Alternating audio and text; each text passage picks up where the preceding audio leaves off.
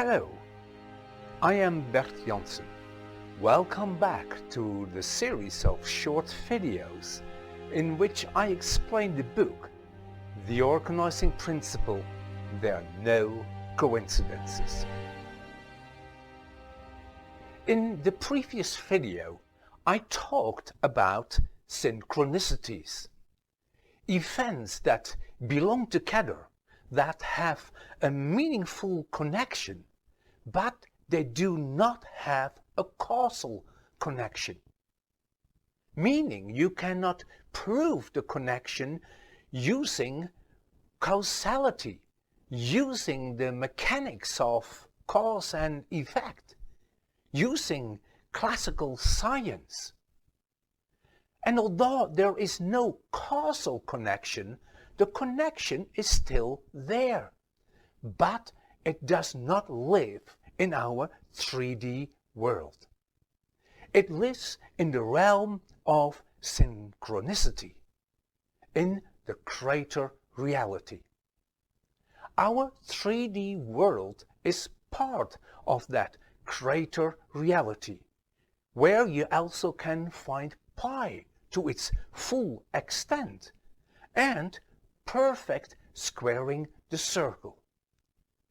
And this greater reality is also where absolute knowledge resides. Our unconscious is connected to this greater reality, and this greater reality is connected to our unconscious. With other words, our unconscious is directly connected to absolute knowledge. Once we find our way to our unconscious, absolute knowledge becomes available. Remember how my inner voice, triggered by the crop circle that came down in 2008 at Barbary Castle in Wiltshire, England, how my inner voice said, find your way from the imperfect squaring the circle to the perfect squaring the circle.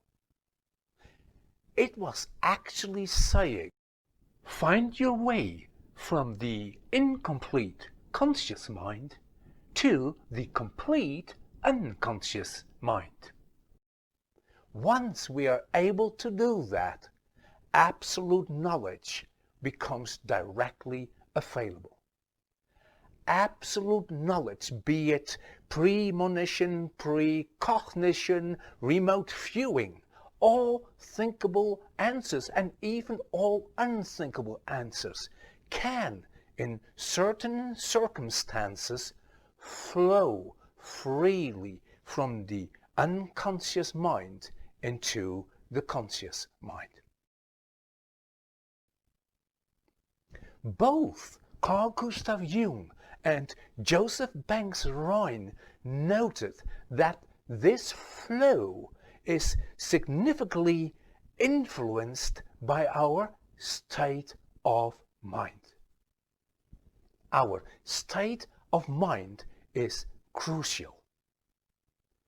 In the second video, we have seen that if our state of being, which is directly connected to our state of mind, expresses itself from the deepest levels, it will do that in shapes and geometries.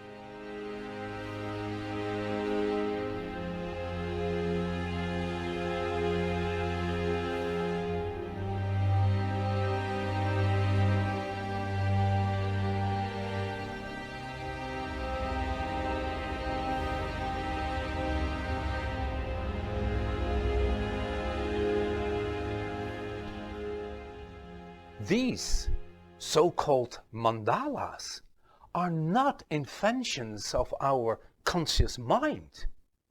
They have a reality of their own and are nearly always based on fourfold geometry with squaring the circle at its core. Since these mandalas are expressions from our deepest levels of our unconscious, they can be considered archetypal. And with that, squaring the circle as well.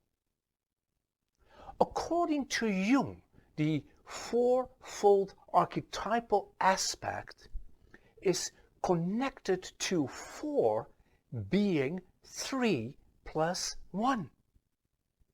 Like the evangelists, whereby 3 are represented by an emblem of an animal and 1 by an emblem of a human being. Or the greater reality, consisting of the triad of classical physics, space, time and causality, our 3D reality, plus 1 being synchronicity, whereby the 1 contains the 3.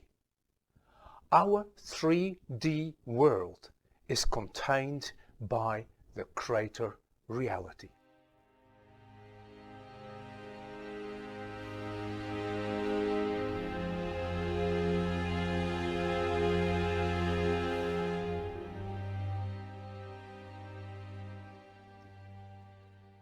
When it comes to the archetypal aspect of squaring the circle, Jung writes, "The squaring the circle is one of the many archetypal motives which form the basic patterns of our dreams and fantasies.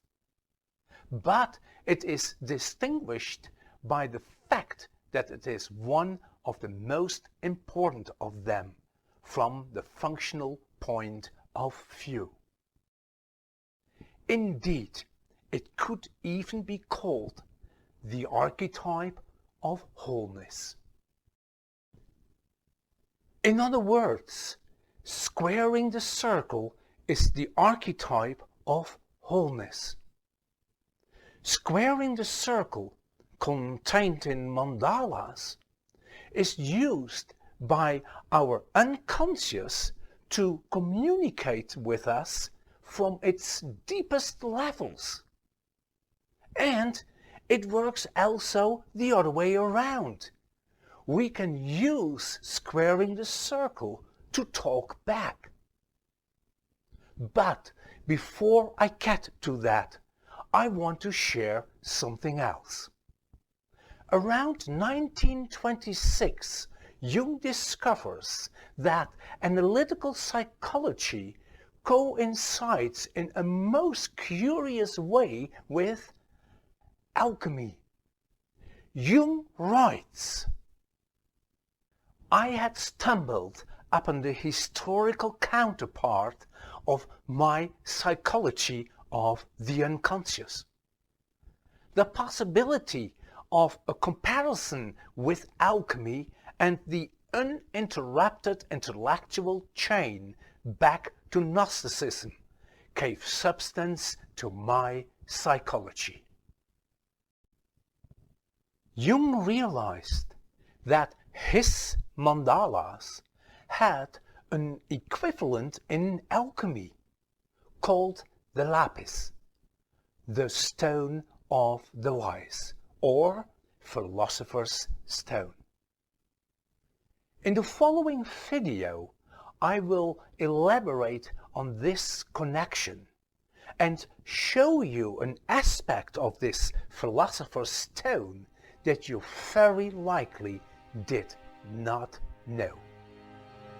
I see you there.